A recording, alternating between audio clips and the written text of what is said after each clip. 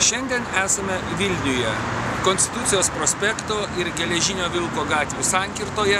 Šios vasaros pabaigoje šioje vietoje iškils Tado Gutausko skulptūra Laisvės kelias. Ji yra skirta vienam didžiųjų mūsų istorijos įvykių Baltijos keliui atminti. Šią skulptūrą statome visi.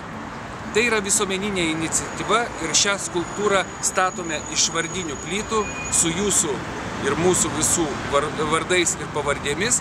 Ir kiek bus šitų plytų, tokio dydžio skulptūra ir bus. Šios plytos pagal autentiškas senas technologijas yra gaminamos Varėnos rajone Gintaro Kniežos dirbtuvėse.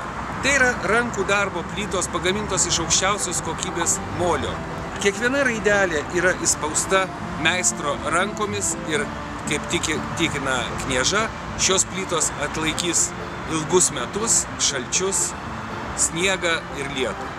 O šias plytas galima įsigyti tinklalapyje Laisvės kelias LT arba Lietuvos paštuose.